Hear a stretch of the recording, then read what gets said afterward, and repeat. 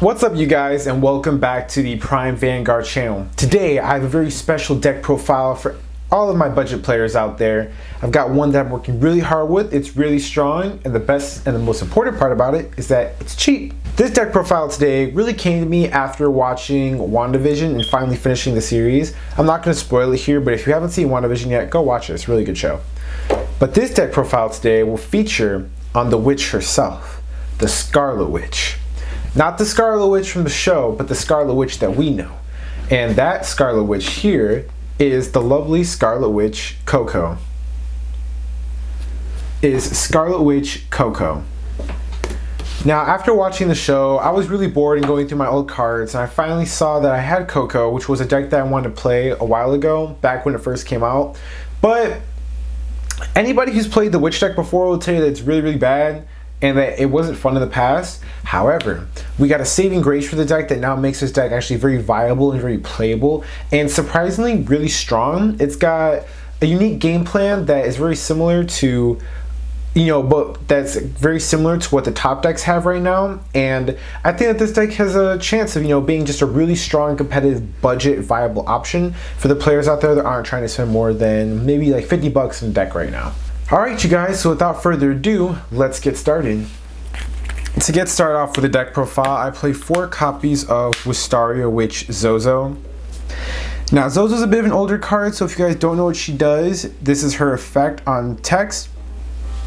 2 Vanguard abilities. The first one is when it attacks, you reveal any number of imaginary gift per text from your hand, and the units in your front row get plus 5,000 power until the end of the turn for each card revealed by this effect.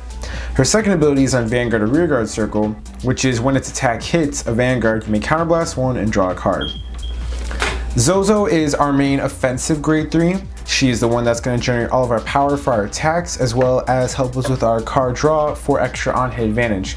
Now all of these abilities are pretty older, and it's actually a very self-sufficient card. Its Vanguard ability activating on attack to allow us to get 5,000 power per every protect marker we have in our hand is very simple for us to do.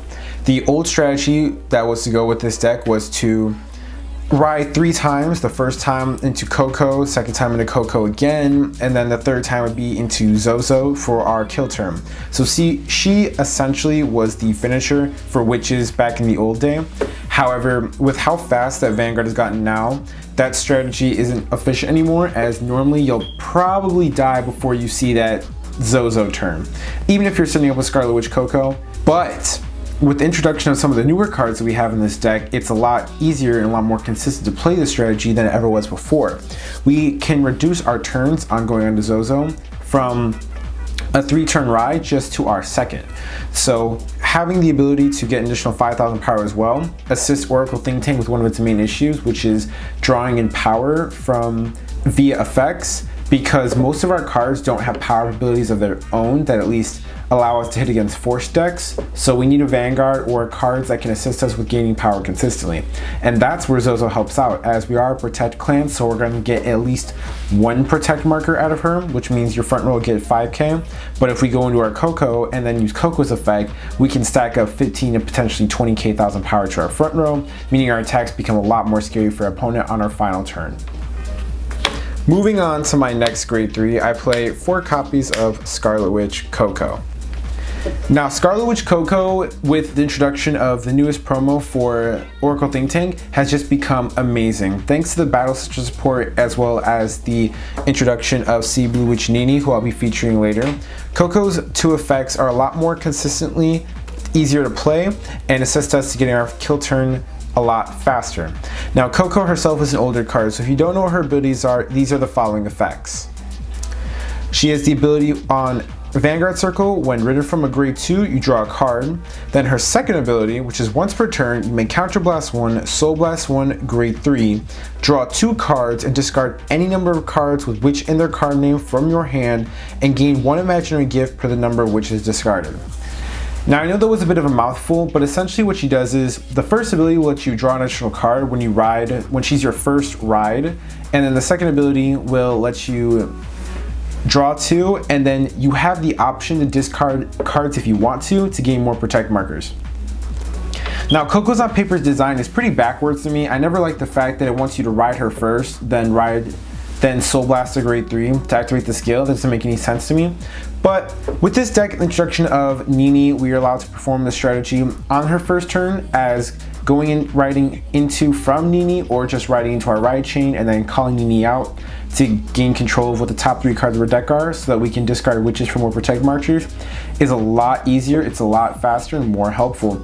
And the fact that we don't have to discard cards if we don't need to is good as well, because Coco on place is a draw 3, and if we get a ride chain, it'll be a draw 4. This card is just the main grade 3 that you want to ride into on your first grade 3 ride. It's a really great setup card, although offensively it doesn't do much. The fact that she sets up for a final turn is why she's so amazing, and she's also our main witch. For my next grade 3, I play 2 copies of Victorious Deer. Now, Victorious Deer is one of the most well-known finishing units for Oracle Think Tank, but in case you guys don't know what his ability is, he has the following effect, which is on Vanguard or Rearguard Circle, you may Soul Blast 2 grade 3s and discard a card from your hand. You look at the top 7 cards from the top of your deck, reveal up to 2 critical triggers. Among them, you place them on the top of the deck, shuffle the other cards to the bottom, and at 6 of you gets 10,000 power. So this card pretty much does everything you want a finisher to do. It sets up for a final turn by gaining you more criticals, he gives power to your entire board, and the fact that we're taking some of our dead cards out by shuffling them into the deck is really helpful. This is the card that's going to be set up with our win con, as we're going to combine this card with Zozo and the other grade 3s that we have in our soul, and get 15k from Zozo, 10k to our entire board, and then kill our opponent with massive numbers, high criticals, and then our secret finisher of the deck. My last grade 2s are 2 copies of Evil Eye Princess Eurayle. Now, Evil Eye Princess Eurayle is a soul charge generator for the deck. We have no other purpose for her other than to make sure that we get to our Victorious Deer turn consistently, as we play another card that will assist us into getting our Victorious Deer off better and not have to rely on our Seablue, which you need to do as much. So I'm currently playing 2 just to make sure that that strategy happens. Moving on to my grade 2s, I play 4 copies of Topaz Witch Pipi. Topaz Witch Pipi is a part of the ride chain for Scarlet Witch Coco. Her ability will allow her to gain 2,000 power if you have 4 more cards in hand, and then her other ability lets you, when rode upon with a card with witch in its name, you Soul Blast 1 and draw a card. So this card sets up to go into our Scarlet Witch Coco, as when you ride Coco over her, you draw 2, and then you use Coco's ability, if you have a grade 3 in soul, to draw 2 more. Her 8k power is probably her worst feature, but the fact that she offers so much card advantage for our witch deck is really amazing, and we do need to play a good amount of witches in this deck so that we can discard them for our Scarlet Witch Coco. So that's why we're maxing out 4 copies of her, as we really want to see her a part of our ride chain to maximize on as much advantage as we can, as our Coco turn is a setup turn, so we do have to survive the turn that comes after that. So Topaz Witch Pipi, solid card. And now finally, for the star of the deck, the only reason why I'm making this video, 4 copies of Seablue Witch Nini.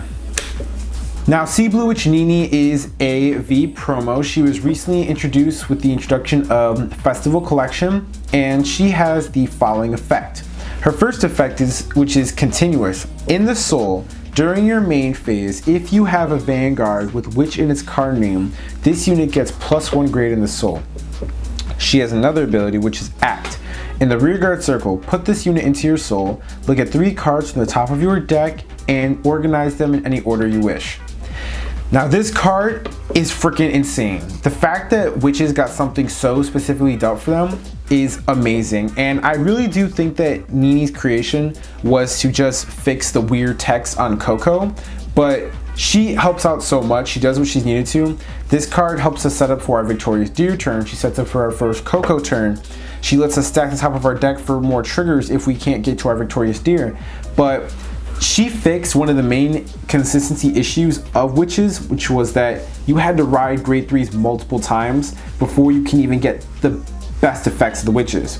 But now that we have Nini in the deck, and the fact that we play better Oracle Think Tank cards so that we can draw into her and get more of our pieces, we no longer have that issue.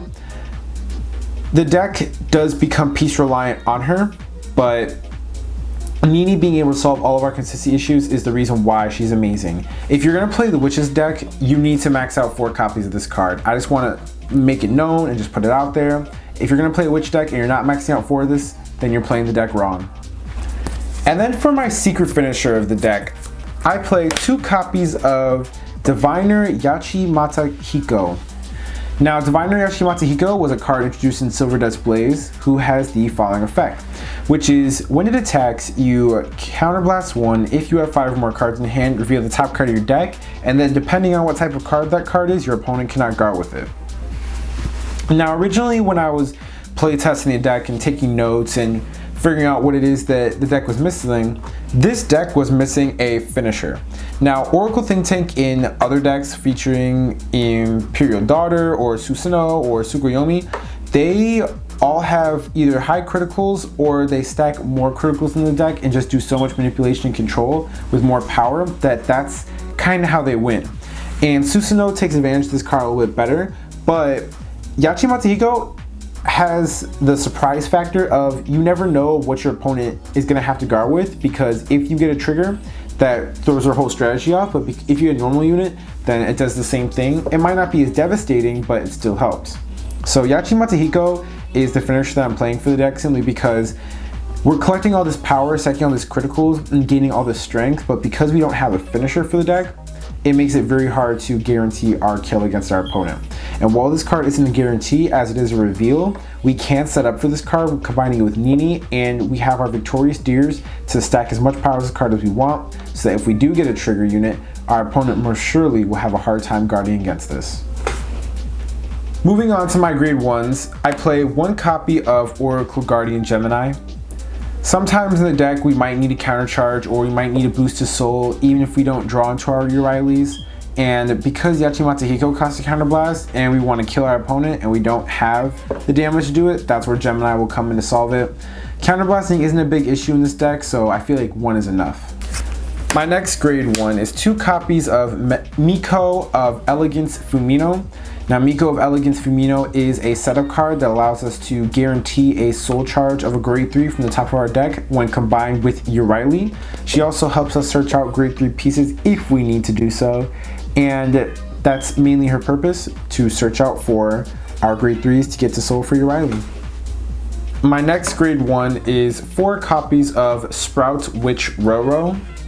Now, Sprout Witch Roro is a part of our ride chain for the witches. You want to ride in her first for grade 1 ride, as her ability to superior call herself to the board by soul blasting herself is really helpful, as that's less cards that we're expelling from our hand for the board. And then her other ability to become a hit and draw puts more pressure on our opponent, as not only does she go back into the soul when you do it, but when you re-ride for the grade 3 turn to call her out, you'll be able to take advantage of her again, putting on more stress for our opponent, as this is now a card that they have to guard against in case they don't want you to get an extra card draw. But the free plus that she gives to the board is extremely helpful. And for my last grade 1, I play 4 copies of Divine Sword Ame-no-murakumo. Our deck plays a lot of grade 3s, as you've seen, and sometimes we want to make sure that we can get to those grade 3s, because even with the amount of drawing that we have in the deck, we want to filter out for our grade 3s, get them, and then the fact that he gets 5k power as a booster is helpful as well, so that our deck can make consistently better numbers. And for my trigger lineup, I'm playing 4 copies of Psychic Bird, 4 copies of Battle Sister Ginger, 4 copies of Weather Forecaster Mist. Now, I will say that the trigger lineup is flexible when it comes to the Sentinels, because since we play Protect 1 version of this deck, Coco will allow you to generate extra Protect 1 markers, which means that you don't need to have the Mist unless you value the extra card draw. I do, simply because this deck is so piece reliant, and we need to have certain cards before we do certain things so that we get the most advantage of those plays. So that's why I'm playing 4 of her. But if you want to take out 2 of her for the critical Sentinel, that completely makes sense as well, and I'm totally supportive of that. My last trigger is 4 copies of Battle Sister Brioche. Finally, for my starter, I play 1 copy of Godhawk Ichibiyoshi. Alright you guys, so as you know, I like to talk about what marker is best for the deck to play. And I think that after going through this entire video, it's pretty needless to say that Protect 1 is going to be your main route to go for 99% of your games. The fact that you set up for extra Protect markers with Scarlet, Witch, Coco, and then going into Zozo means that if you wanted to go completely insane, you could drop all the witches in your hand and potentially get up to 5 Protect 1 markers. And while you might take a beating on your next turn, or you might lose one of your Protect markers to survive the turn afterwards, when you go into that kill turn with Zozo and you're giving plus 25k to your front row on top of Deer's 10k, that's a lot of power.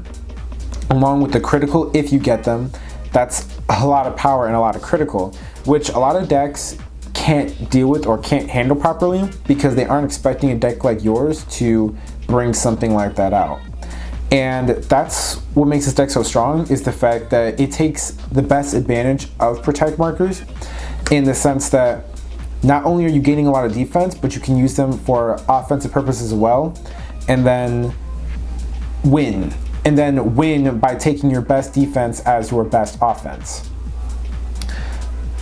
99% of the games, go Protect 1. It's just the best route to go. There's only been maybe 2 games where I've ever stacked an insane amount of Protect 2s on the board, but that was because I was playing against a deck where I knew that Protect 1 wasn't going to save me, or having a bunch in my hand wouldn't help me. But that's that 1%. Most of the time, guys, just go Protect 1 and win your games. Alright you guys, well that is it for today's video. Thank you so much for watching for the Prime Vanguard channel. If you enjoyed today's video, please give the video a thumbs up. It does help the channel. Comment down below and tell me what you guys think about my witch deck profile. Don't forget to share this video to any of your friends that are thinking about building a witch deck. And don't forget to hit the subscribe button and the notification bell so you guys get notified whenever I drop more deck profiles or more discussion videos.